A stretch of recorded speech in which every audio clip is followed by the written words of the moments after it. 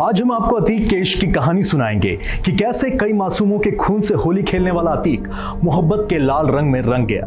आपको ये भी बताएंगे कि कैसे अतीक और शाइस्ता एक दूसरे से रूबरू हुए और कैसे अतीक की छत्र छाया में शाइस्ता 50,000 की इनामी बनी। चलिए जानते हैं, जब एक माफिया के सीने में दिल धड़का तो क्या हुआ। अतीक की प्रेम कहानी मेरे यानी सुधांशु चौरसिया की जुबान।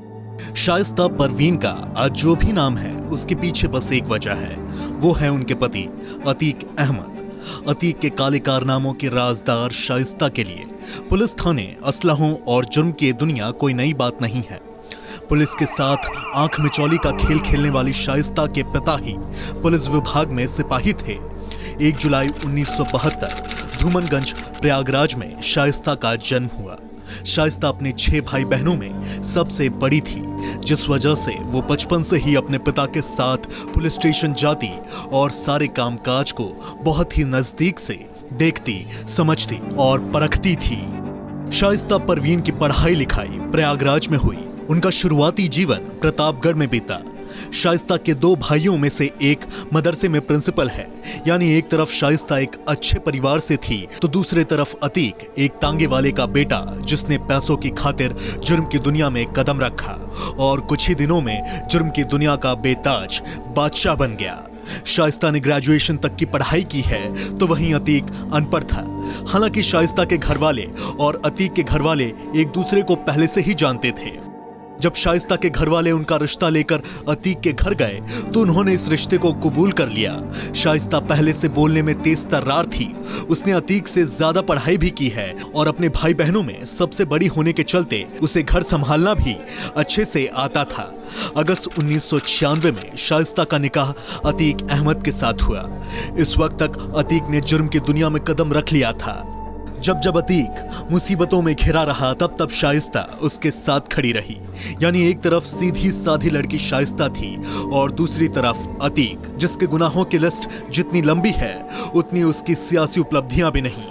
वो माफिया था, गैंग लीडर था, बाहुबली था और दबंग था। लेकिन इन सब के बावजूद वो 5 बार का विधायक रहा और एक बार फूलपुर सीट से सांसद भी। अतीक के खिलाफ 100 से ज्यादा आपराधिक मुकदमे दर्ज हैं, लेकिन ज्यादातर मामलों में अतीक को सजा ही नहीं हो पाई। उसके खौफ और हनक का अंदाजा इससे भी लगाया जा सकता है कि हाईकोर्ट के 10 जजों ने उसके खिलाफ मुकदमे की सुनवाई से खुद को अलग कर लिया था। अतीक अहमद के पिता हाजी फिरोज भी आपराधिक प्रवृत्ति के थे। वो तांगा चलाया करते थे। माली हालत ठीक नहीं थी, इसीलिए वो अपनी औलाद को भी अच्छी शिक्षा नहीं दिला पाए। अतीक अहमद के खिलाफ 1983 में पहली बार FIR दर्ज हुई थी। यानी अतीक की आपराधिक कुंडली देखने के बाद भी शाइस्ता ने उससे शादी की थी। शादी के बाद कई सालों तक शाइस्ता एक घरेलू महिला की तरह जिंदगी गुजारती रही।